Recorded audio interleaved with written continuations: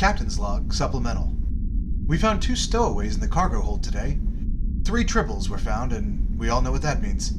So before I could get the 6 of them jettisoned out of an airlock, my son saw them. All fuzzy dozen of them. And then he named them. Do you know how to get rid of an animal that your toddler's named? You don't, because he remembers. He has all 22 of their names memorized. Sadly, Federation regulation says that on this ship, we can only have 1 pet per living quarters. So I think I'll need about 30 crew members to take one of these fuzzballs. You can have your pick between Stacy, Raul, Pooh, Elmo, Marcia, Sarah, Carlos, Chad, Gorgox, Fanny, Tank, Manny, Pika, Tyler, Sasha, Mexico, Tara, Ta, Rhodey, Beetle, Oberon, Xanadu, Fart, Karen, Mephisto, Jeej, Backgammon, Cardamom, Dude, Dude 2, Mr. Chubby, Buffy, Esther, Dartmouth, Rakesh, Wario.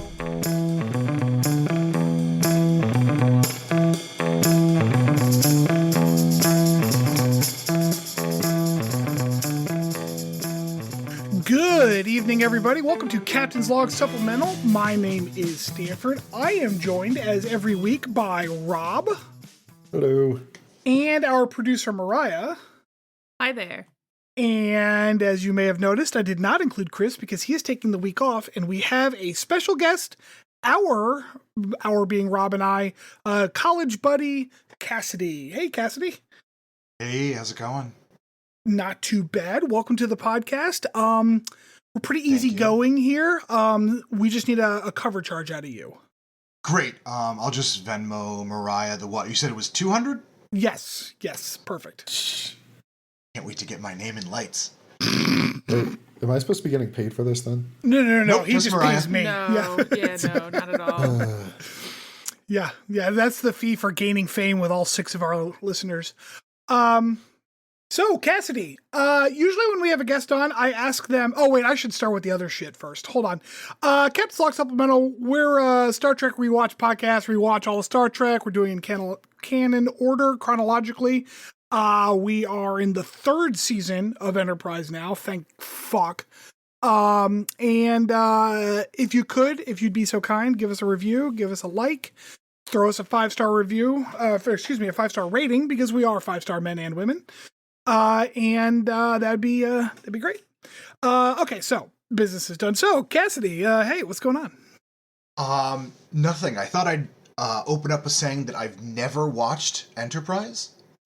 So I'm just season 3, episode 2 is the first episode I've ever seen of this show. Oh, perfect. Although, like, have you watched any other Trek? That was my question. Yep. Yeah. Yes. I watched a lot of DS9. So I'm familiar with like the universe, yeah, and I've seen the movies, both old and new. So like I think the First Contact might have been the first movie I ever saw. Hell yeah. Yeah. So yeah, I mean I'm familiar with the universe as a whole, the world building. What is if you had to like point to like what your favorite DS9 like storyline was? I liked all the Ferengi stuff. Like, I loved, what's his name? Armin Shimmerman, is that the actor? I thought he was hilarious. I liked all their just shenanigans. And I loved Odo. He was like the only good cop. So, who's the straight man? Sorry, ACAB includes Odo. That's... Oh, but he's like a little puddle of goo. How did you feel about the Little Green Men episode where they like reenact Roswell, but they're Ferengi? I don't remember that one. I'm sure I liked it. Oh, it's so good. Nice try. It's been a while though. It's been a while. I know. It's been a while. So I did have to like kind of like dodge the question a little bit because I haven't seen DS9 since it literally aired. So. Well, at least the only movie you remember is the best one, so that works out. It's true. Wrath of Khan. No, First Contact. Have you seen Wrath of Khan? Yes, again, I saw Wrath of Khan as a kid, yeah. Oh, okay. Wrath of Khan's also the best one. Like, those two are best. Yeah, I mean, First Contact was great. I've seen that a bunch of times. Yeah.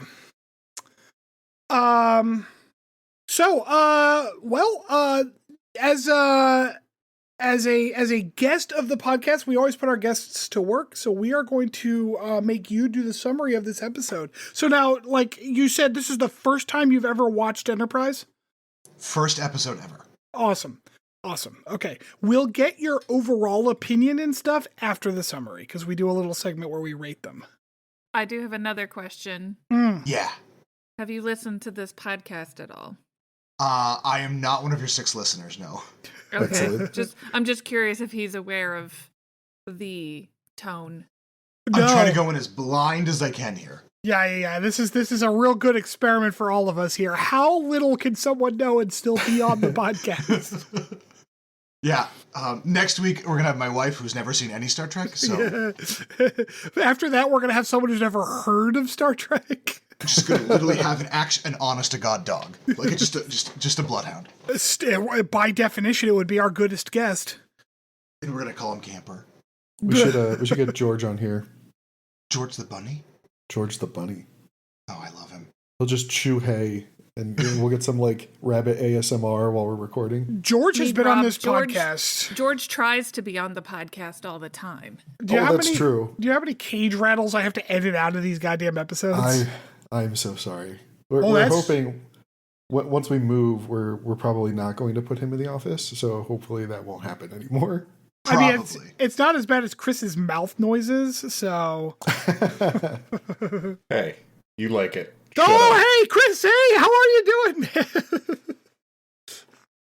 All right, Cassie, well, whenever you're ready, if you want to kick into the summary, and then we will we'll interject as much as we want to because we're mean that way, and we'll help you out if you need help. I do have my notes. I think, Rob, you still keep notes on all the episodes, right?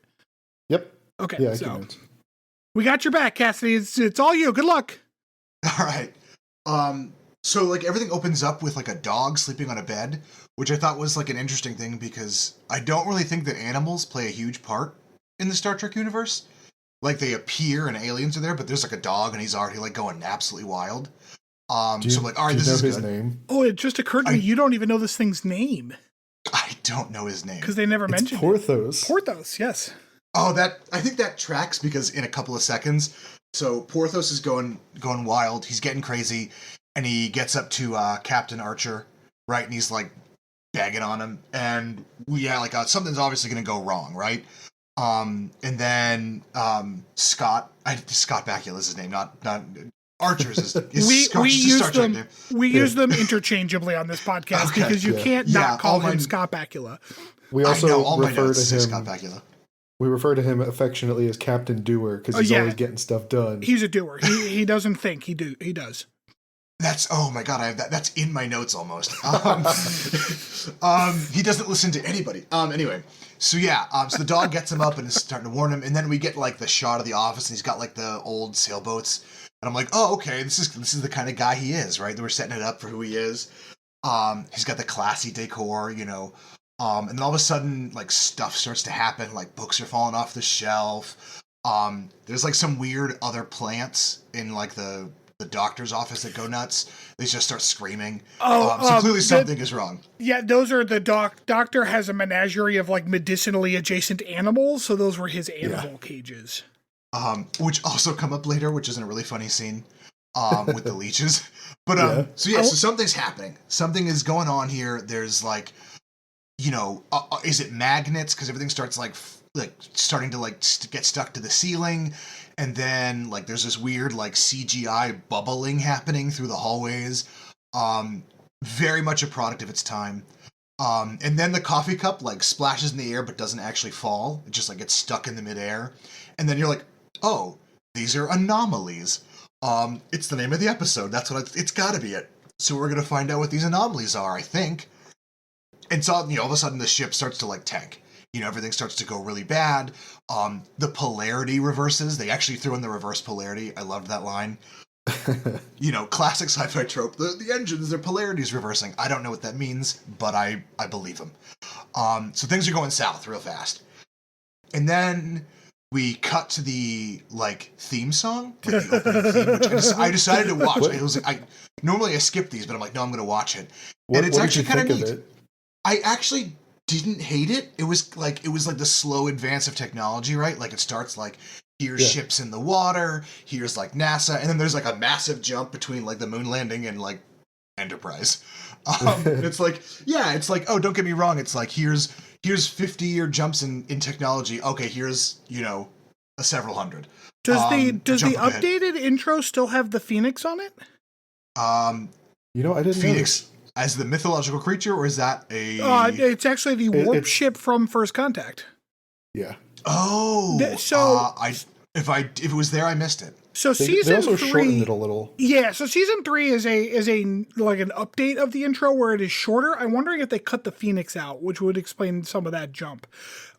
Because in the original intro, they showed like the moon landing and then the ISS and then like a Mars rover and then the Phoenix and then like this other ship and then Enterprise. Yeah, I remember the moon landing, the ISS, like it slowly builds the ISS, and then there's the Mars rover, and then I don't remember if they jumped to another ship or not. We'll have to go back and look. It is funny because like this is the only Star Trek that has an intro that's got the music with the singing and stuff, and like it used to be quite the tone shift to go from like dramatic to like this soft prog rock, but the updated version has this like jaunty steel guitar behind it that makes it an even more abrupt tone shift. It reminded me of, I don't know if you've ever seen the show Outlander, where they have like, it'll be like this dramatic, serious, like historical war, and then they just play like the happy little folksy theme song to open the show, and then it's like back to someone being like beheaded. And it's like, or like some dramatic sex scene. So it's like, oh, okay, like just don't. Who cares about the tone? Let's just have the theme song. Mariah, did you ever watch Outlander, or did you only read it? I read one book. That's the Scottish time traveling one, right? That's indeed it is. As I understand, it's a bodice ripper. Quite the svelte little lady gets split in twain by large Scottish cabers. that is a way to put it. Sometimes literally, sometimes people do get split literally. It's graphic in many ways. It's not just sexy, but yeah. So the theme song, I actually liked the intro to Enterprise here. I thought it was like, okay, like someone put this together. It was really, I thought that was nicely done. As opposed to what I think I remember was like DS9. It was just like, here's the ship, and here's like a long shot of the ship. Here's like a wide shot of the ship of the station. Yeah. The subtitle I give the DS9 intro is camera angles. Because, like, it's a station. Like, it doesn't go anywhere, so there's just different camera angles of the same fucking station. Right. Which, again, was its own way, like, its own deviation from Star Trek as a whole. It's like, okay, we're not scooching around the universe. We're just going to sit right here. Right. Yeah. There's no Trek. It's just the star. Just the stars. So we get back to the ship, and like they immediately like foreshadow, hey, the weapon systems are down. This is probably a big deal. We don't know that yet. And they are coming across like another abandoned ship. Like there's no life signs or anything like that. And they're like, oh, it's 8 million kilometers away, which I was like, oh, that's an insane distance. But it's not. It's actually only like it's about a 20th of the space between like Earth and the sun. I had to look that one up. I was like, oh, that's reasonable. I guess you could see that. And it's like a long way there. So they're going to just like slowly scoot their way over because they can only go like 1/4 speed. Well, yeah, but like 1/4 impulse, according to like the canon, is 1/4 of the speed of light. Yeah. So they are not going slow. Yeah, they are going super fucking fast. Yep. Yeah. So, again, something I was unaware of, but then they got there in like 1 second. It was just a cut. And I was like, oh, they're clearly trucking. So they find this ship. They get there at 1/4 light speed, which is really fast. And there's like nobody. They can't find anything on there. Like, okay, everybody's probably dead. And so this is where I thought the show was like my first like laughing at the time period is that they have like the sexy blonde in a crop top, like just gonna put a spacesuit on over her crop top. It's like, wow, okay, we don't. Do you not wear anything else? Like, is this Federation regulation here? It's so fun listening to Cassidy like describe what is by comparison to the rest of this show very tame horniness. We have a seasonal bingo game, Cassidy, and the free space is horny. This show is the horniest Star Trek. And I think this episode like had some moments. But I was like, okay, they just cut to this girl's abs, and it's like, okay, all right, thank you. And she's holding a rifle, like, I get it, muscle mommy and the guns. I am not being hyperbolic when I say you're lucky that there isn't another person rubbing glittery gel upon those abs on camera. That happened in 3 separate instances in this show. Oh my. Including the pilot episode. Just let's get some oil work going. Yep. You know, and I'm sure there's like some great canon reason for it, like, oh, this protects you from. Yeah, it's decon gel, man. Yeah, right. Yeah. So we make our way to this empty ship. And I think there was some good camera work here. They had because they were talking about like how no one has ever experienced like no gravity before, which is like a problem they solved years ago. So everyone just deals with gravity, that no one has to float around in space. And they're like, hey guys, this is going to float around in space a little bit. I don't know why this show insists on showing Space Marines as just being completely incompetent. Like, they're Space Marines. Like, I'm sure they know how to deal with zero gravity. Right, like someone has to go outside the ship at some point in time and fix it. Like, you know, the hull of the ship isn't completely perfect all the time. Someone's got to go out there with a little like space screwdriver and zap it or whatever. Yeah. So someone has done a moonwalk. But I did like the camera work. They kind of like twirl the camera around so you get that gravity feel. And they immediately stop doing that. They're like, no more creativity. We're just dark works. And they open up the door and, oh my God, there's a dead body. So things start to get sweaty. You know, I didn't know what alien species that guy was, but he was like scaly. We don't know either. Yeah, he's just an alien that's dead. And so they start searching around, and 17 dead people. So they got 17 bodies on the ship. So they're like, okay, so something clearly happened. You know, most of them died because life support died, you know, so they didn't have anything else. They couldn't breathe, they couldn't eat, whatever it is. But some of them got shot with phaser weapons. So it's like, okay, all right, so there's a mystery afoot. So we've got 2 mysteries now. We've got these anomalies, which, you know, maybe will get explained, and we've got these dead bodies. Well, so the anomalies we know are a product of the where they are. That was explored more in the last episode. Okay. Yeah, I kind of picked up on that. It's kind of ironic that you're coming in for season 3, which is the only like season that has the long seasonal arc. So like there is actually shit that they explained in other episodes this season that you're missing. It's also postulated later in this episode once they get to like the main locale of where they're going. Oh yeah. Yeah, like there's like I got a little bit more explanation. But like this is definitely not a mystery that they completely solve. Like this is not a bottle episode. They don't solve it now. Right. There's more. So we get back to the ship. Like, okay, 17 dead bodies. Here's some data that we've downloaded from their ship. Man, that was the most abrupt cut to the ship too. It was like, okay, start downloading the data. Black screen. We're back on Enterprise. And not like at the same time with other characters. Like those same characters are now back on Enterprise. It's been some time. Yeah, there's just no like, oh, we don't need to spend any more time here. An economic decision for sure. And so this is where like the first, like you guys were talking about him as the doer captain. The Vulcan lady, T'Pol, was that her name? T'Pol, yeah. She's like, hey, we should probably stay and try to make more repairs. Like we should fix our ship before we go anywhere. And the captain's like, no, we've got to go. And then there's like, I thought there was another funny scene like right after they're talking about like, they're trying to like fix all the ships and restart the engines. And they're like, the Cochrane equation isn't constant.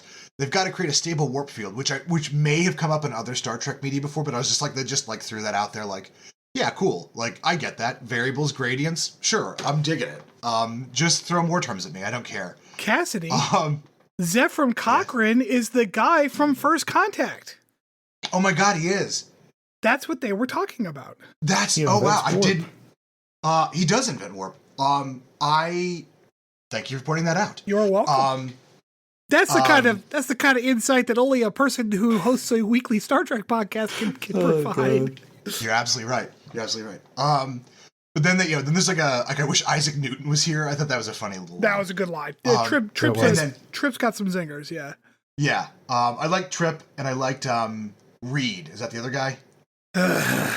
Or is Trip Reed the guy's name? You are the first person I've ever heard say that. Reed is the shitty British security officer. Oh, okay. Maybe I'm thinking of somebody else. I'm thinking of the guy who tries to do the engines. That's Trip then, right? That's Trip. He's Trip, the engineer, the Southern guy. Yeah. Okay. Yeah, I liked him. So, and then we get back to like Scott's office, and the coffee cup is still just like in the air, and he like dramatically slams it down. Like, what are you mad about? Like, the coffee was just sitting there, buddy. Like, you didn't go anywhere. You're getting Scott Bakula's full range from like ignorant doer to just petulant asshole. Like, that's the whole range of Scott Bakula. Yeah. Great. Yeah. Terrible captain so far. Does not listen to anybody. But screw it. He's making moves. And then, like, it doesn't stop. The action just keeps going. Like, suddenly there's pirates aboard. You get these, like, they just, like, zap into the, they transport her into the ship, and they start stealing stuff. And they kill somebody. Like, they shoot somebody, and they, like, knock out a dude with, like, it just hit him in the spine, and he gets knocked out. Not in the back of the head. There's no, like, Vulcan death grip. There's just, like, bop in the back of your spine, you're down. Yeah.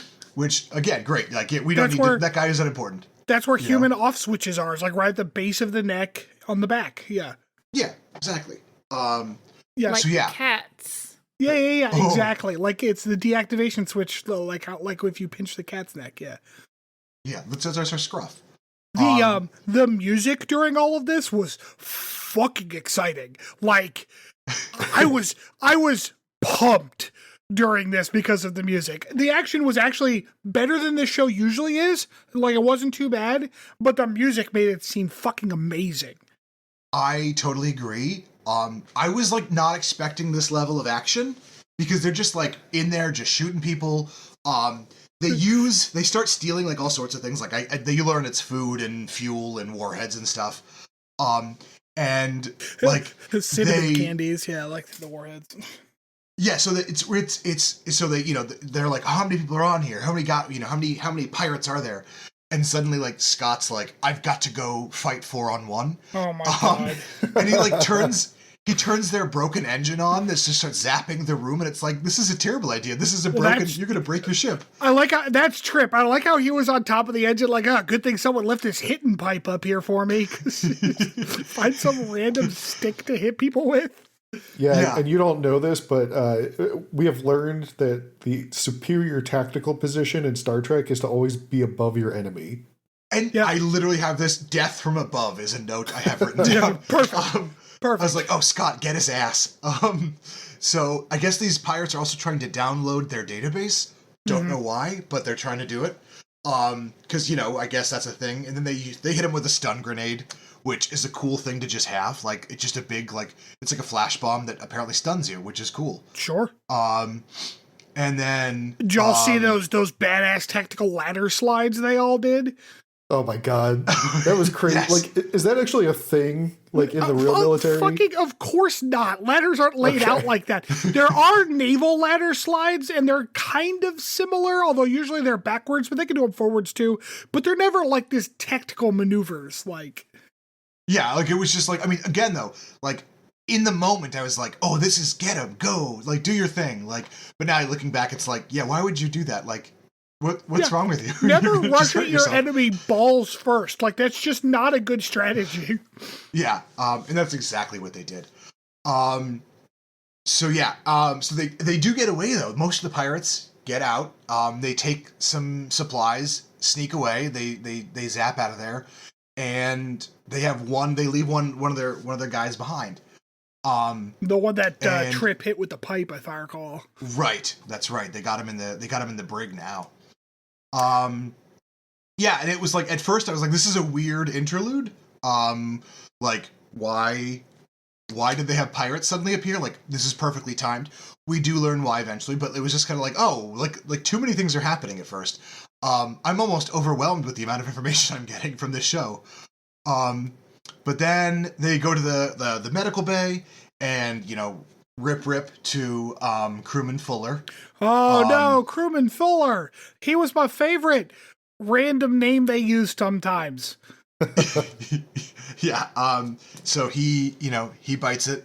And then we learn that I do like the was it Dr. Phlox. Phlox, yeah. Phlox, Phlox. I recognize the actor from his voice. Sure. I was like, oh yeah, this guy was in one episode of The West Wing as a guy who that's what you pulled him from. Yeah, he was. The Peterson projection map. He's that guy. I was like, oh wow, that's the guy from The West Wing. Oh yeah, and that's like a famous scene too. Yeah, right. I mean, if you don't know that scene, like, have you even watched it? Comes on TikTok every once in a while.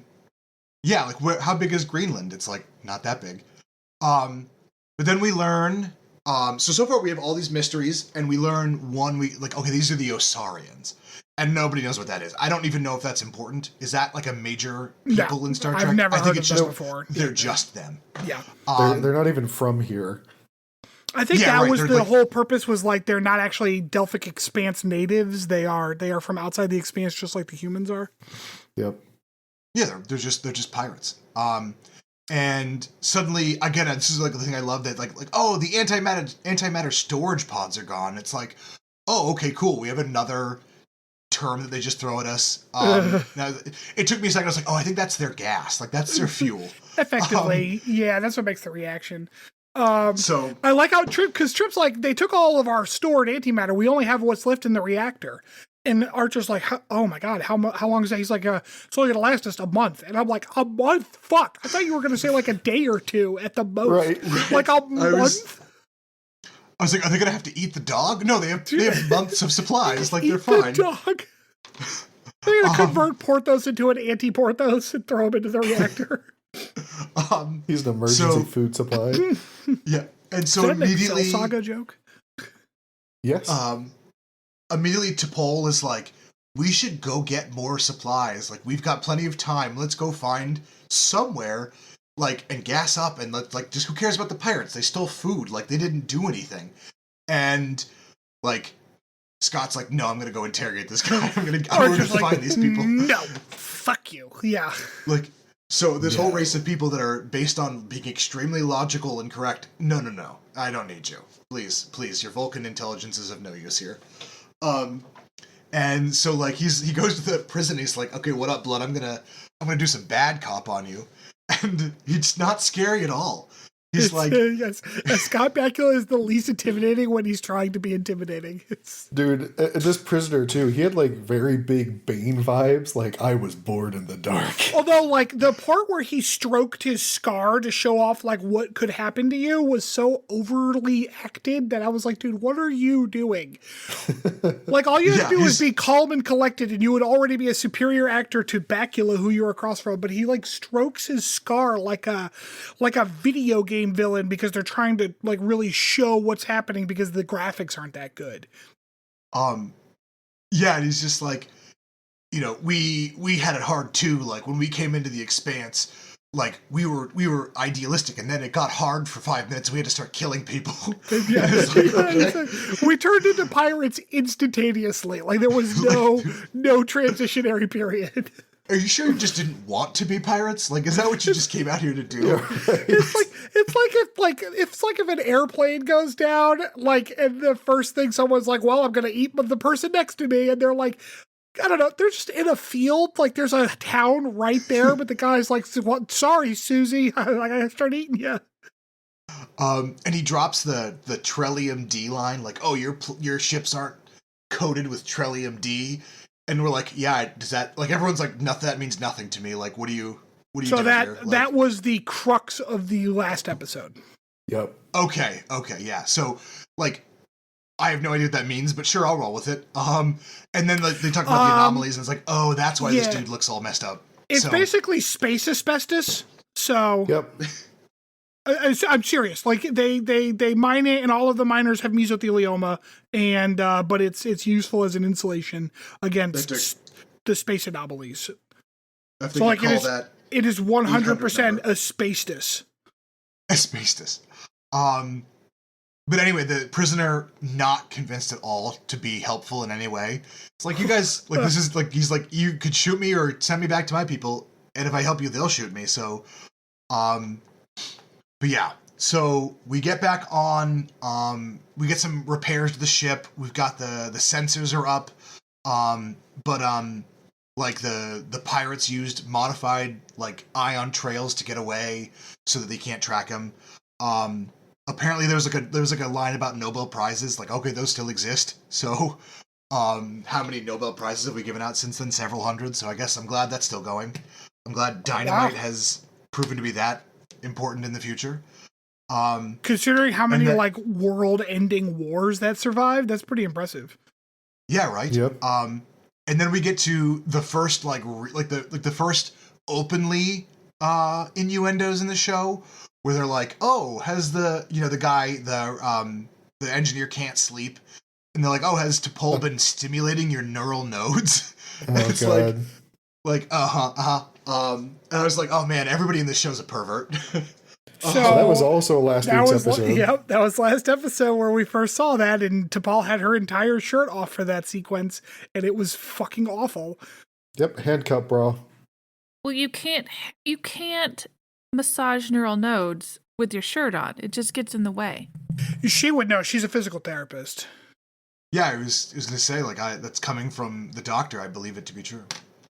But after we get past that little like moment of perversion, weapon systems are back online, and then they're having a conversation, and the British guy and Reed are like, yeah, every time we meet aliens, they want to kill us. Why is that? Like, aliens are good, but some of them are really bad, and we keep meeting the bad ones.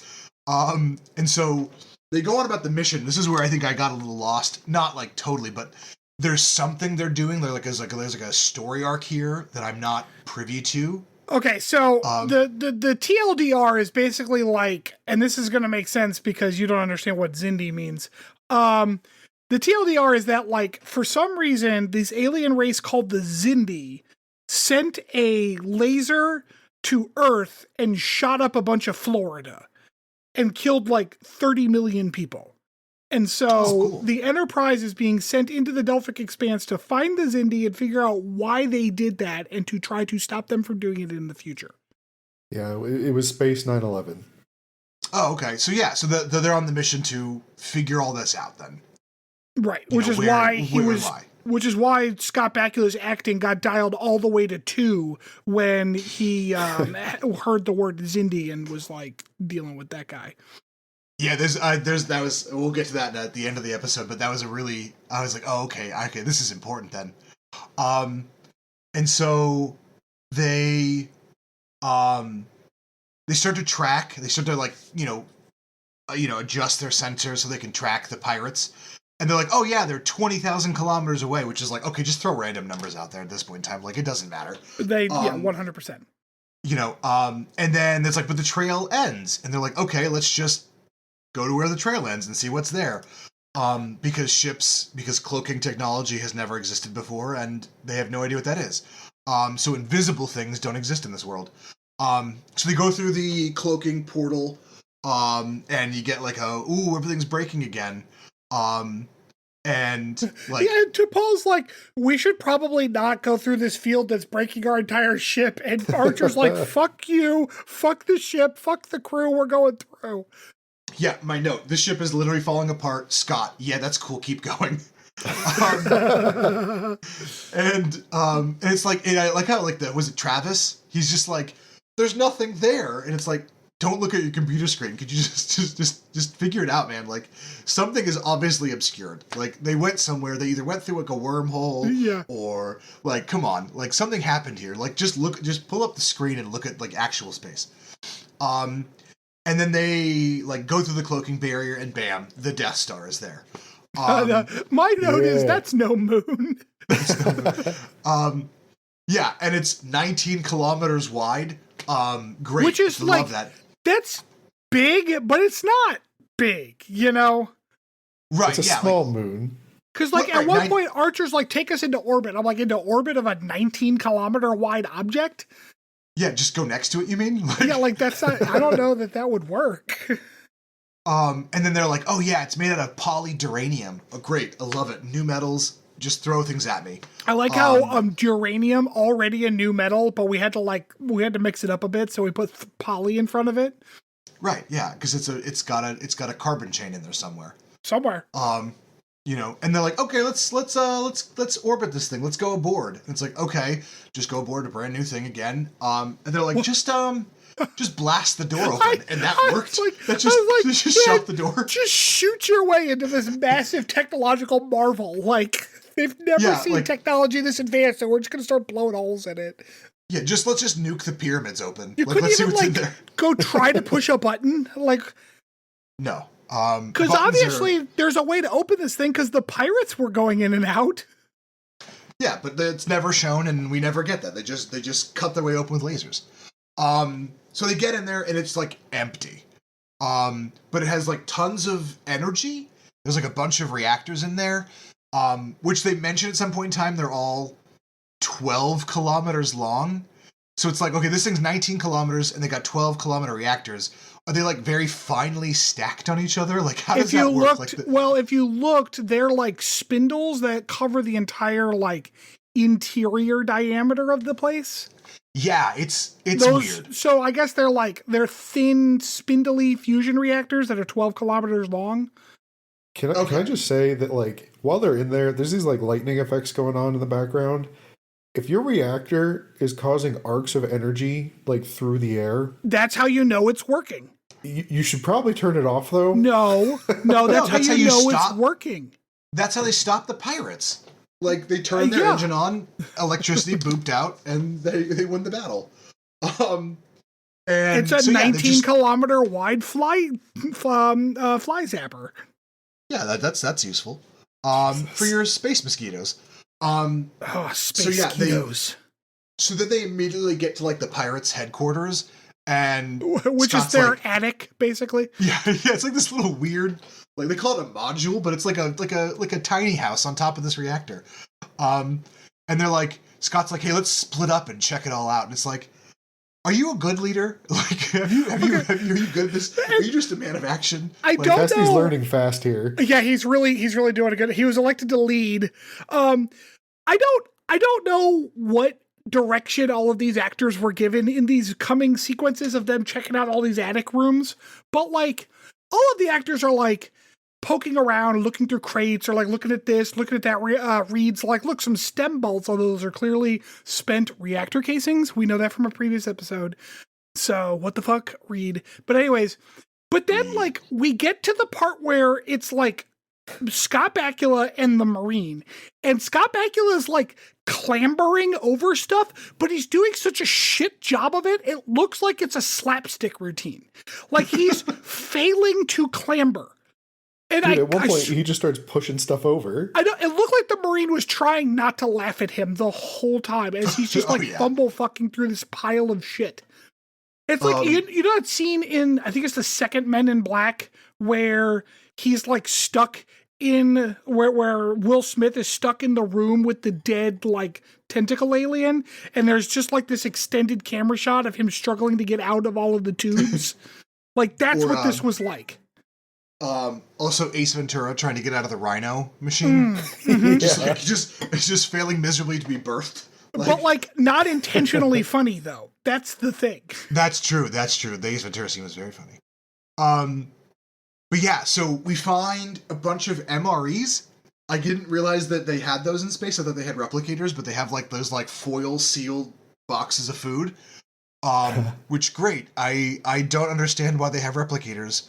Because they use it in this episode. It's not like they're not invented yet because they get black tea from one. So I'm like, okay. We have our supplies back. They have protein resequencers. They're not as good as replicators. They can only make a few simple things. Okay. Well, thank you. But we have a chef on board. Yeah, they have a chef. Oh. Which Riker, they did say. They said eggs. Like chef said that a third of the food supplies are gone. Like that's chef. That's true. Yeah. That's true. But yeah, so they get the manifest too, and that's a big deal. They get this manifest, which is going to let them like learn about Xindi stuff later. And then, things are going okay. The music here, like, it's definitely like, ooh, what's the next secret we're going to find? And then, yeah, they're like, they find a bunch of stuff, and somebody says, look at this, and they don't explain at all what they just see. They're just like, oh, we found this. Look at this. And then they just cut away. Like, okay, great. Yeah. Thank you for that explanation. I appreciate that. Weird cuts in this episode. Yeah. So, and then they go back to the neural treatment. They're talking about the neural treatment again. And there's like a funny little like, well, if you don't want to do the neural treatment, we could have a mud leech. You just don't sleep on your chest so it doesn't get angry and bite you. Yeah. Because that's something that we want to do.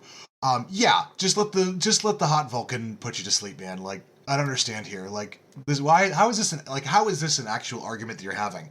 Like, I just think about like actual medication. Like, you could take this pill or have a nice looking woman like give you back scratches until you fall asleep. Understand, Cassidy, that this is inside the show where in the pilot episode, Trip and T'Pol rub each other with glitter gel for like a 2 or 3 minute sequence. So what's the problem? There's an episode, Cassidy, like ripped straight out of a like stereotypical anime where Archer falls face first into T'Pol's boobs. Oh yeah. Oh, you love that. You can't do that no more because of woke. They don't let you do it. Fucking hell. But they get their gas back. They get their antimatter stuff back. So great. That all resolved before Act 3. So the pirates stole their stuff and they got their stuff back from the pirates. Great. And then, all right. So we finally get back to the ship, and this manifest. They match up some symbols. And it turns out the Xindi probe. Da da da da. So that's a big deal. We don't know what that means yet, but we'll get there. And so Scott's like, okay, this time I really have to go be mean to the prisoner. Like, I can't. My God. I can't be nice to him anymore. And the guy's like, what manifest are you talking about? Like, just playing stupid with him. And Scott's like, I'm gonna get real tough with you. I'm gonna do it. And obviously this the guy Asarian sees is like, through this shit real easy. immediately. He's like, you will not throw out your morality. And Scott's like, yes, I will. Absolutely. I don't care. Which is kind of like does. not how morality works. Like this kind of like it's like a philosophical argument between two people who don't know what philosophy is. Like, yeah, sure, man, whatever you say. And he takes him to the airlock, which they didn't quite say right away that it's an airlock. I think you just have to assume that. And he's like, it's going to reduce the pressure by 5 atmospheres a minute, or 0.5 per minute. I'm like, I trust that math is correct. I don't actually know if that is going to really be a thing. But he's like, oh, 40 seconds, you'll be dead. And he's like, okay, cool. All right, thank you for giving me the 40 seconds, because I needed that. Because I don't have my physics notebook from high school next to me. Fun fact, scientifically been proven that torture doesn't work. Like, Correct. ever. Like, it's just never worked, ever. Except in Enterprise, because the guy chokes. And he's like, oh, okay, I'll tell you everything. It works on I'll give you the TV codes. real goddamn well, yeah. Oh, yeah, right. It always works in Hollywood. But he didn't really get any like serious answers from the guy. He just like heard him and got the access codes. But we have weapon systems back up. The engines are good. Ship's pretty much okay now. And so I was like, all right, let's go mess up some pirates. He got a little bit of a plan going, which I thought was okay. Like a little bit of like forethought, which was nice. Like, okay, you're showing some growth here, Scott. And then they're like, okay, this ship's going to come back, so let's just wait for him. Okay, all right. Pretty mundane plan. But then it's a space fight. It's another cool action sequence that lasts for like 10 seconds. Not for nothing, the alien ship looks fucking amazing. It's such a badass looking little ship. It is cool. And then shit fired lasers. I was like, oh, such cool lasers. Yeah, like I was totally down with the ship. I thought it was great. My next note is these guys are rad as hell. I'm on their side now. Yeah, give me the Asarians. I just want to go back for a second. They had pulled the Asarian out of the brig, and he had like a gun to his neck the whole time, and everyone was like, Scott, what are you doing? And it was just like, you obviously know what he's doing. He's got a gun to the prisoner's neck. I think you can figure. I think you could at least extrapolate a little bit of info. He walked by that extra and goes, Ensign, like it's just a normal fucking day. Like, like what are you doing? Right. But yeah, anyway, back to the space fight. The pirates try to escape. They try to follow him. It doesn't really work. And they're like, well, the last plan worked, so let's just do it again. Let's just wait for them to come back again. And that works. Well, they shot their space door a couple times. That's true. They were going to shoot the space door. I forgot about that. And yeah, he's like, Scott's like, stand down. And the ship is like, no, I gotta go. See you later. We're getting out of here. But then the woman on the deck, she's like, we've got to be within 50 meters to steal their database. Oshi, yes. We've got to be within 50 meters, which again, the numbers, like, they're so weird. Like, you can see an ion trail that goes out, like, literal miles, but to steal their computer data, you got to be, like, in the same room as them. Like, you got to get their Wi-Fi signal. Yeah, dude. Like, their ship ion sensors are, like, futuristic subspace, but, like, their Wi-Fi signal's just, like, 802.3G or whatever. Yeah, it's the 2.4 gigahertz band. 2.4 gigahertz. It's wireless protocol like G or whatever. Like judging by the speed, we were working with like a 28.8K modem. And of course, like she's like, I can't find it, and I'm like, Jesus, Hoshi, just use the search bar at the top of the window. Like, just search for Zindi. How hard can this be? Yeah, and like they're like mad at Travis. They're like, get closer, and he's like, I literally cannot see them. We're in a weird portal. Like, how? Like, what do you want me to do? Everything is invisible right now. Like, we're invisible. I don't even know where we are. It's a cloaking field. But then we have a little short space fight again when they come back. They immediately come out swinging, which I like. They're like, they're gonna be there. Let's just start shooting. As hell. These guys they get some. They're pirates. They're really good pirates. So they're like, okay, all right. Let's shoot their engines. And they're like, no, if we shoot their engines, their computer system will be broken. Cassidy, because you know how like computers are tied to the engines? Right, exactly. Like, they're like inextricable systems. Yeah. Right, because if you shoot my router, then my hard drive blows up. Yeah, sometimes when I'm playing a computer game, I got to go get gas from my car to make sure I can keep playing it. Yeah. Yeah, exactly. Like, just yeah. Are we mining cryptocurrency? That feels like what we're doing right now. Like, so that makes sense. They finally get like 80%, and Scott's like, cool, 80%'s good enough. I don't give a shit. Like, let's just go. Despite the fact that he obviously wants all of it, he's like, B+, I'm fine with. Then they shoot the engines, and the ship runs into the sphere, and it's like a cool sequence. He's like 90%'s good enough. Let's go. And he shoots the engine, and they disable the ship. It's like, well, then go get the rest of it. Like, who? Yeah. What? Yeah. Like, you have the firepower to, like, keep them in line. Just send a guy with, like, a hard drive, like a flash drive over. Like, thanks, that's all we want. Like, we're not here to kill you. And then, like, they're like, okay, cool, we've got most of what we came for and most of our supplies. Let's just release the prisoner and leave. And the guy's like, that's why you're the weak captain. Ha ha ha ha ha. And, like, that's where he just leaves him. Like, that's like the lesson I guess we learned. Yeah. And then show no mercy. Yeah, right. Like, and then we go to like the command center, and he's like, Archer's like, or Scott's like, I guess the same person. Scott's like, show me Zindi. And it's like, you know, like the flashing lights on his face that get reflected on him, so you know that he's deep in thought. And, like, I know we're in a new season, so they're flexing their budget. I'm guessing they bought a new Casio because there's, like, this weird techno 80s track playing while he's doing this. It's really fucking jarring because it does not fit any kind of Star Trek at all. It sounds like the soundtrack to Lady Hawk is playing while he's, like, watching the Zindi rainbow display show across his face. Like, it's fucking bizarre. But then the episode just ends here. Like, half the things weren't answered. It's suspense, Cassidy. Yeah. Come on, man. This is their first attempt, really, at like a season-long arc. Yeah, like So, in the franchise, pains. believe it or not.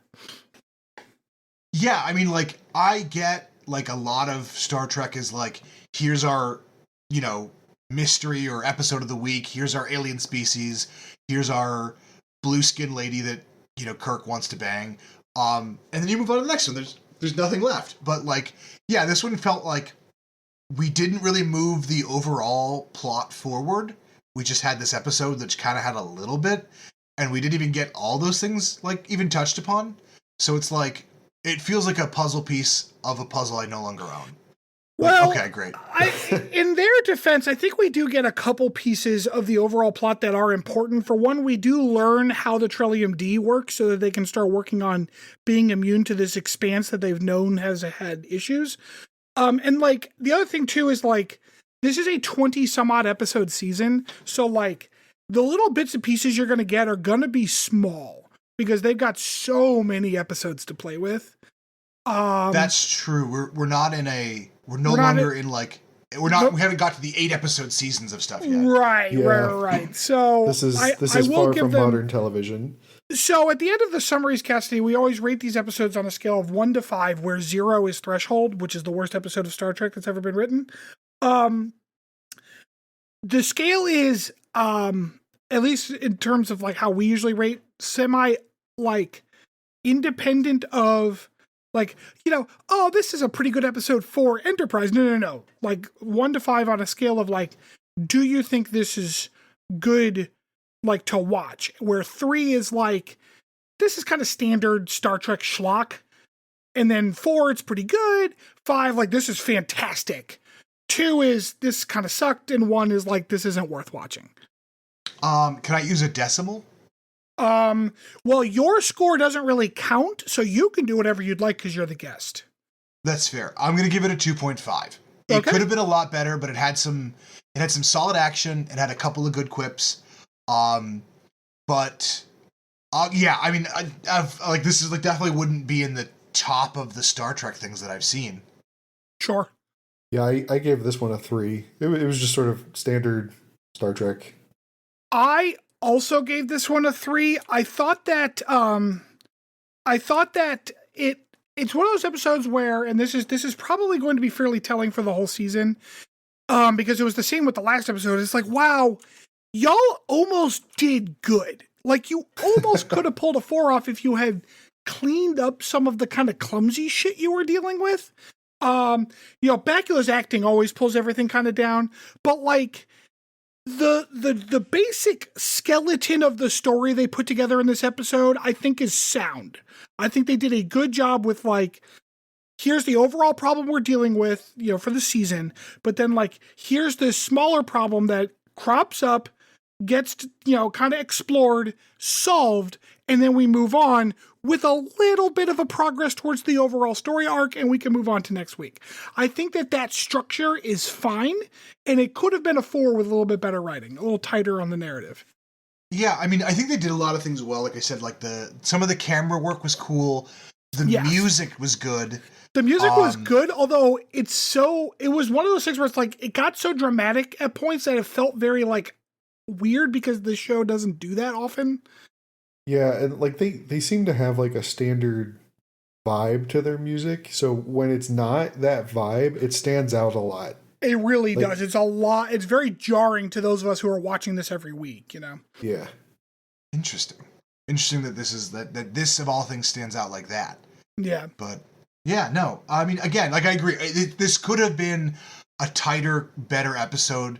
But some of the cuts were weird. But yeah, I can see this had potential, but just did never. I think they were just like, this is good enough. Let's go with it. And that is fairly typical for this show, where they've got potential, but they kind of flub it, or like it's a really good episode until the last few sequences, and then they fuck it up. That happened. It was all times. A dream. Yeah. Well, yeah. Chris, do you have a rating you could throw at us? Yeah. So I think I generally agree with you guys. It was an enjoyable episode. As the show goes, it was pretty solid. It kept me interested in watching it instead of just wanting to immediately shut it off. So I ended up at a 3 for this one as well. All right, cool. All right. So we're going to take our first break. And then I believe, Rob, we are coming back to you with a deep dive, correct? Yep, I'm deep dive. Awesome. Then we'll be back in a minute.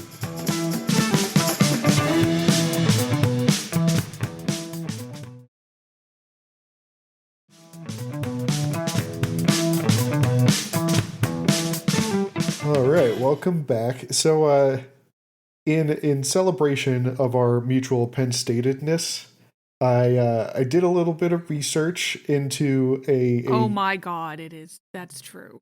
Yeah. Yeah, so what? I said at the top, like, Cassidy is one of our college buddies. I guess we didn't point out that like we all went to Penn State. Yeah, we all went to Penn State. And there is a very well-regarded Penn State alum in Star Trek like casting. Do either of you know who it is? Of course I do. You do? Who is it? It's Jonathan Frakes. I was just about Okay, to say, yeah. for some reason, the name Jonathan Frakes is popping in my head. Oh, I had Yep, no idea. Jonathan Frakes. You guys missed earlier. I made a Riker joke. I'm sorry, Cassidy, just a moment. Christopher, you are not from Penn State. You shut your fucking mouth right now. He went to Penn I State. went to Penn State, you fuckwad, for like the 1,000th time. You're a fucking idiot. I did not remember that you went to Penn State. I thought you went to the one college around here.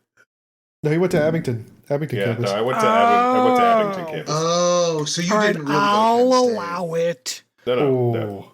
But Mariah will keep her mouth shut. So anyway, I was gonna say, yeah, I made a Riker joke. We were talking about the food stuff. I was like, oh yeah, the chef, like Riker when he made those eggs. And I think it got under the radar. Oh my god. But, You know Okay, what's yeah. extra funny about that is that in the very last episode of this show, Riker plays the chef. oh, that's funny. I can't remember That's- if he that's makes the super weird. worst eggs of all time like he does in Next Generation, though. Well, I don't have anything about him making eggs in here, but turns out he did go to Penn State. He is a native Pennsylvanian, born on August 19th, 1952 in Bellefonte. So just like shit. Yep. 10 to 15 minutes away from State College. Yep. Belafonte. Yeah. You need to edit in to this segment like clips of him from that Truther or Fiction show. Like Absolute Truth. Oh, fact or fiction? Oh my Was god, it- I Yeah, forgot yeah. about that. Untold Mysteries? Some shit. I think it was Yeah. beyond belief, fact or fiction. That's it. Yep, that's it. Yeah. Was the typewriter really haunted by the ghost of her grandfather? Not this time. Nope. Nope, it was Ronan. Oh no. Oh, So I will say different this. Ronan. Yeah, I will say this. We're on a Star Trek podcast, which I know nothing about. But if you've been like, "Oh, name this famous Penn State alum," that's a podcast I would roll on. Nice. Do you know which Marvel superhero is a Penn State alum? Marvel superhero Penn State alum. I have no idea, no. Bruce Banner, aka the Incredible Hulk. He teaches at Penn State. Oh. Yeah, Does Like, he really? sorry, you mean like the character?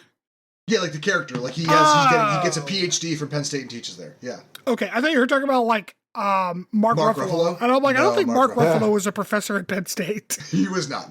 No. Bruce Banner. It would be cool if he was, Anyway. though. Deep dive. Did you say he died? What did No, you no, just deep say? dive. I'm Oh, deep transitioning dive, back yeah. to the deep dive. Yeah. So yeah, born in Bellefonte, PA, just about 10 to 15 minutes away from State College. Actually grew up in Bethlehem, Pennsylvania, though. That's a little that's further over east by of here. Yeah. Yep. Closer to our home. Graduated from Liberty High School in Bethlehem in 1970. Was a member of the track and band. He played trombone, Yes. which That is why Riker plays the trombone, is because right. Jonathan Frakes knows how. Yeah, it was very funny. I thought that was an interesting tie-in. While he was in Bethlehem, he had a lot of childhood visits to his grandmother's house in Altoona, PA, also not far from Penn State. On the other side of Penn State from Bellefonte. Yeah, pretty much. And then went on to, unsurprisingly, attend Penn State University after graduating as a psych major. Huh. Like it's really funny because like while we were there, everybody talked about how everybody was a psych major. I felt like a third of my friends were psych majors at one It's point. funny. I was a psych minor, so like That is funny. I did Oh, I did not forgot know that were about reminding you. That. Oh yeah. I took like 8 or 9 psych classes. Yeah, this didn't sound familiar to me. Apparently, he worked as an usher at the Festival of America Theater at Penn State. I don't know if that was still there when we went. Didn't ring any bells. It was not a main campus. That may have been what Schwab was called. Oh, I wonder. We'll have to look that up. So yeah, worked as an usher. Got spotted by the director there, who suggested he joined the play's choir that was currently ongoing at the time, because he was tall. He Jonathan is very Frakes tall. is 6'4". Yeah. And apparently that makes him qualified to sing in a choir. Wound up swapping majors over to theater after he realized that this was something he was interested in pursuing seriously as a career, and joined what was at the time called the Thespians. Now it is the Penn State Thespian Society, which is the longest running student organization on campus. Turns out it was founded back in 1897. Oh, wow. Shit. Yeah. Yeah. Fucking been around for a while. that mule was still alive almost. Oh no, wait. Old Coley. No, it wasn't Old quite. Coley. Yeah, he wasn't quite still alive then. No. There might have still been some Nittany Lions back then. Yeah.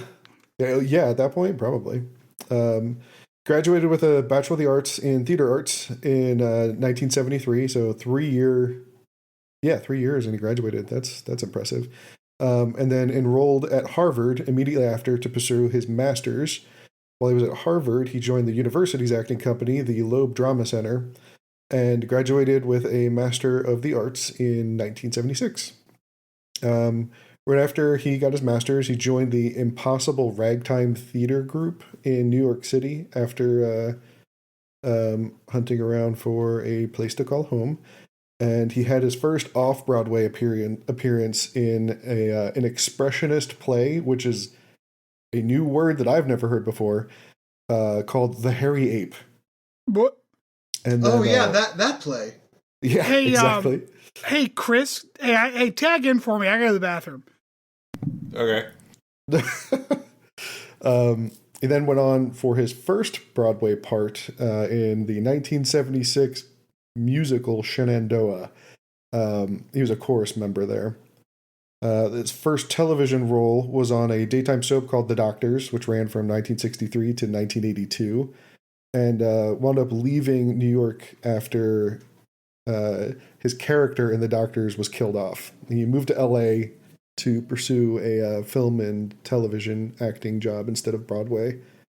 So in the first couple of years there, he appeared as a guest on a number of notable TV series from the 70s and 80s. The Waltons, Dukes of Hazzard, Matlock. It's super weird hearing these because I remember my parents watching them when I was a kid. Right. Just old people shows. Yeah. Especially Matlock. My dad loved Matlock. And then went on to eventually be cast as William T. Riker in 1987. So he played Will Riker in TNG, and then would later reprise the role for episodes of DS9, Voyager. I didn't realize there was a Voyager episode with him. Enterprise, as Stanford just spoiled a little earlier, Picard, and the animated series Lower Decks. He was also in First Contact, Insurrection, and Nemesis, all the TNG movies.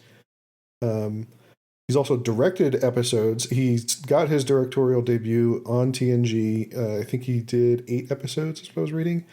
But he's also directed episodes of Deep Space Nine, Voyager, Discovery, Strange New Worlds, and Picard.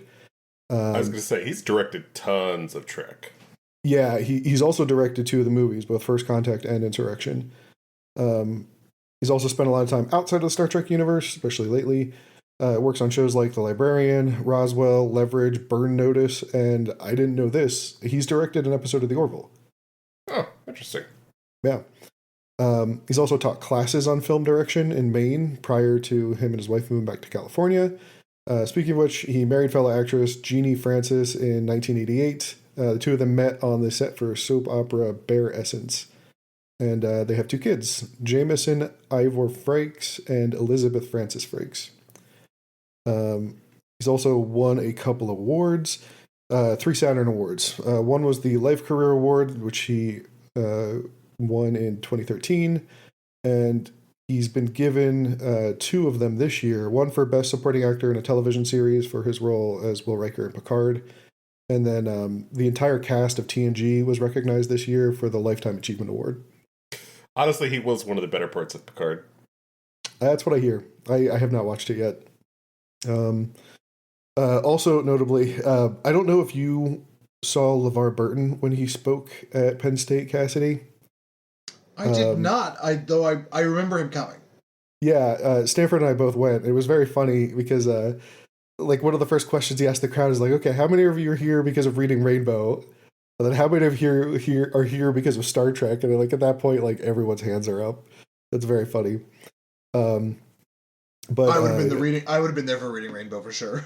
Yeah. Didn't he start singing Reading Rainbow? Yes. And then everyone finished? Yep. Yeah, it was really great. I would have been there for both. I was big on Reading Rainbow when I was a kid, and my uncle introduced me to Next Generation in like the mid '90s. But yeah, so the reason I brought it up, Frakes also was a guest reader on Reading Rainbow, and just out of curiosity, I was like, I wonder how many other TNG like alum are on there. Janice Crosby, Tasha Yar, Michael Dorn, who played Worf, Whoopi Goldberg, Gates McFadden, Bev Crusher, Marina Sirtis, who plays Troy, Brent Spiner, Data, and then Patrick Stewart, Picard, have all been guest readers on Reading Rainbow. That is crazy to me. I mean, it makes sense, you know, get all I your, like that they- all your yeah, they friends to support get each a other. spot. Kind of like what we've done here. Oh my God, is Stanford LeVar Burton? Maybe. Yes, Stanford is LeVar Burton. Does that make me? I don't know. I think that yeah, it makes you Will Yeah. Wheaton. Okay. So there you have it. A little bit of history on Jonathan Frakes, some fun Reading Rainbow tie-ins. We're going to take another short break here, and we'll be back for some potpourri with Stanford.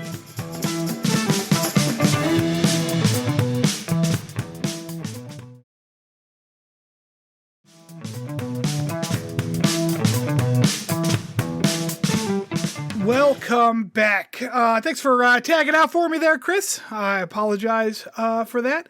However, today for Potpourri, we are going to do a nice little trivia challenge for our guest here. Chris, if you wouldn't mind keeping score, I'd be much appreciative. I don't know. I don't know if I had a college education to be able to do that. All right. So I'm sorry. I felt bad about that on the whole way to the bathroom. And then he forgot about it until And he then got I completely. back. So, what school did you go to? Okay, so these are going to be some general Star Trek trivia. They're not just about Enterprise. Hopefully that'll keep things a little even because I know, Rob, you've got kind of an unfair advantage. Kind of. The guy runs a Star Trek podcast versus me. Listen, Right. I don't think you understand how bad my track record is with trivia on this show. I mean, he's So- real bad. Just to be as fair as possible, I'm going to ask you individual questions, okay? I'm not going to be like, first one to answer, okay? So, Okay. all right, here we go. Cassidy, you get Yes. the first question. How does a starship travel faster than light? Say it again. How does a starship travel faster than light? It reverses the polarity of it, of light, and well, the warp engine. I don't know. The warp engine. That's right. Yeah, good. Oh, good, cool. good, good. Great. Yeah, warp engine. Okay. Rob, in accordance with the Starfleet entrance exam, what is the ratio of the Jesus proper Christ. mixture of matter to antimatter to produce an optimal reaction when traveling at a warp factor of 6.68? I knew this is how this was going to play out the moment you said we were going to answer at different times. 0.3 to 1. No, it's always 1 to 1. Always 1 to 1. I hate you. It's all right. It's all right. We'll get it fresh in. Okay, so this next one is going to be for Cassidy. Cassidy, what is the name of the starship featured in Star Trek Enterprise? It's the Enterprise, isn't it? Yes, that's right. Good job. See, I told you do some stuff. Rob, the Akita class is, of course, the second coolest Federation ship ever commissioned in terms of aesthetics. Oh What my was God. the name and designation of the first Akita class starship? USS Franklin. No, I'm sorry. It's the USS Akita. I feel like we did talk about this at one point of the podcast, didn't we? All right, We we're did. gonna. The designation was NCC 62497. Okay, so we're gonna shake off some of those, and we're gonna get a little harder here. Okay, so Cassidy, Yeah. what is a Klingon? I mean, it's an alien species. Exactly, perfectly correct. It's an alien. Exactly. That's what we were looking for. Okay. Great. All right. I'm feeling Rob. warmed up now. All right, this next one's going to go to Rob. Rob, the Klingon insignia is obviously the coolest insignia in the franchise. What does it represent? A batleth. No, isn't it like a fish or something? I don't know. I have no idea. No. Of course, as we all know, the three blades were those of the enemies of Kalis, who, upon defeat of their leader Morgoth, all laid down their knives in the ground in fealty to Kalis, who then drew a circle around them. The dakag to represent strength, duty, and sacrifice, while the circle represents honor. I have a question. Yeah. Have you been watching a lot of Game Changer lately? I may have watched all of it. Anyways, Oh my God. Cassidy, this next question's for you. What is the primary weapon of Starfleet vessels? Phasers. That is correct. We also would have accepted photon torpedoes. That was my next guess. Rob, exactly how many phaser arrays does a Galaxy-class starship have? 18. Oh, no, I'm sorry. It's 11. 11. There's that Cassidy. one that points backwards. Yes, that's right. Cassidy, what protects a starship from enemy weapons? Shields? That's right. Yes, it's the shields. Good job. Yep. Man, see, you know a lot about Star Trek. All right, Rob, here you go. Whenever you get one right. In Star Trek Generations, the Enterprise D is destroyed because the Duras sisters have the correct shield modulation frequency. What was that frequency? Oh, jeez. 1,133 hertz. Oh, close. No, it was 257.4. Yeah. Cassidy, name any Starfleet captain. Picard. Good, great. Picard's a great choice. Rob, we all know that Miles O'Brien is the most important man in Starfleet. What ship was he stationed on before the Enterprise D? Oh, Jesus Christ. Oh my God. The Akira. I don't know. Actually, close. It was the USS Rutledge. Yeah. Was that under Jellicoe? Fuck if I know, man. Cassidy, just name a species. I like how your trivia has gotten lazier. Oh geez, we'll go with tribbles. Sure, great, awesome. That's another point for you. Robin, this is the last question, so we can maybe you can get kind of a rally here. How many lights are there? One. No, I'm sorry. There According are to 4 lights. Well, no, according to Gulmadra, there are 5, actually. 5 lights. Well, he's a liar. Oh, man. Wow, that seemed like it was really close. Chris, what's our score at the end there? So I have let me do some mathing. It was 7-0. Oh wow. Dude, like the moment you said that we weren't going to be answering at the same time, I was like, he's up to something. Poor Rob. I don't know. That felt like a fair test of our skills. Oh, man, this was a joke that I've been sitting on because I was going to do it with you and Chris. But then, Cassidy came on. He doesn't know as much about Star Trek. I'm like, oh, it's the perfect time. I do know who Miles O'Brien is. I had to I had to dig for some fucking obscure ass shit there. I was wondering, I was going to ask you, where did you get these questions? Because they're like, damn. He was Cole Meany, right? That was the actor. Yes. And he was Miles O'Brien. He was married to Keiko. Yep. All right. Yeah, well, he's one of the main DS9 characters. Right. That's everything I know about DS9 right there. Like, I think it's all out in the open now. I know One of my trivia questions was what's Keiko's last name? O'Brien. That was also wrong at the time. I suppose her maiden. What? I don't even remember what it was. It was a Japanese surname. Well, yeah. Was it Ishikara? Ishigawa? Something like that. Now I'm going to look up and see how racist I was there by accident. Nope, Ishikawa. That's right. Ha! Fuck you! God damn! Oh man, good times. Okay, so it was a crazy phenomenon. It seems like our guests always seem to win at the trivia. It's nuts. Wow, I'm glad I could carry on that tradition. Thank you again, Cassidy, for guesting on our podcast. Maybe if we, not if, but when we get to a future show, maybe even DS9, we'll bring you back because you definitely know how to throw us a good party here. Well, thank you for having me. I'm glad that I can be propelled into stardom, fame, and riches. Yes, we'll definitely let you know when that happens. That's definitely something that's going to happen. As we say at the top and bottom, please leave us a review, give us a rating, 5 stars. We are 5-star people. Send me hate mail. I read it always. And I think that's all I got. Unless anyone else has anything. All right. Well, good night, everybody. Bye-bye.